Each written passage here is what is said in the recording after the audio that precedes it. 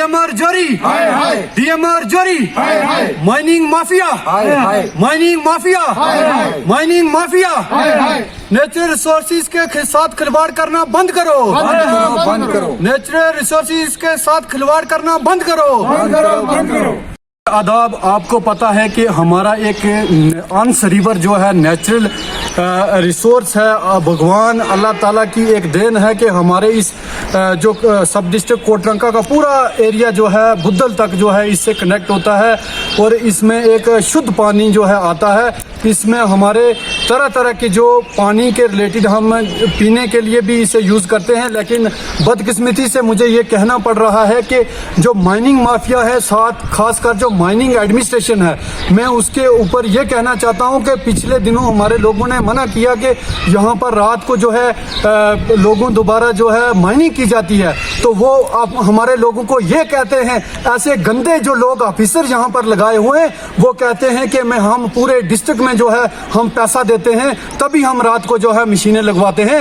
ये mining mafia की wording है। जो माइनिंग करवाते हैं, जो माइनिंग लोग बैठे हुए यहाँ पर जो आते हैं, ठेकेदार 2 दिन आकर पैसा वसूल करके हमारे लोगों से चले जाते हैं और हमारे यहाँ का जो कत्लेआम किया जा रहा है ये अंस रिवर को लेकर आप देख रहे हो। ये मजदूर लोग हैं, हमारे मजदूर वहाँ पर दिहाड़ी लगाता था जो 50 साल 100 साल लगाकर एक गड्ढा बनाते थे, आज वो 1 घंटे में इतना बड़ा गड्ढा बन रहा है 40-50 फीट। इस वीडियो में आप पीछे देख सकते हो कि किस तरह के बड़े बड़े गड्ढे बने हुए हैं। मैं ये कहना चाहता हूँ कि ये एडमिनिस्ट्रेशन खासकर जाग जाए, नहीं तो आने वाले समय में लोग, ये मजदूर जो लोग हैं, हमें सड़कों पर मिलेंगे।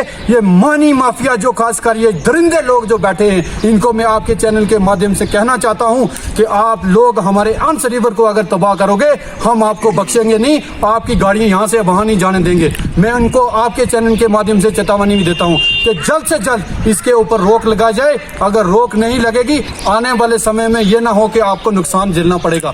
और साथ में डीसी साहब का शुक्रिया अदा करता हूँ कि पिछले दिनों उन्होंने कार्रवाई भी की, लेकिन मैं ये कहना चाहता हूँ ये दरिंदे माफिया, ये दरिंदे जो माइनिंग एडमिनिस्ट्रेशन है, खासकर ये लोकल एडमिनिस्ट्रेशन को भी कहना चाहता हूँ कि आप लोग भी इसके ऊपर शिकंजा कसो, नहीं तो जब हमारे लोग उमड़कर सामने आएंगे तो आपको झेलना जो है भारी हो जाएगा। पता है कि ये एक फ्लड का कारण बन रहा है। फ्लड आपने जिस तरह से पहले हिमाचल में देखा, वहां पर बहुत बड़ी माइनिंग हुई थी। जब दरिया आया तो पूरा एरिया जो बह गया, हजारों की तादाद में जो लोग थे वो उनकी मृत्यु हो गई, वो शहीद हुए इसी वजह से, क्योंकि वहां भी माइनिंग माफिया जो है बड़े पैमाने पे काम कर रहे थे।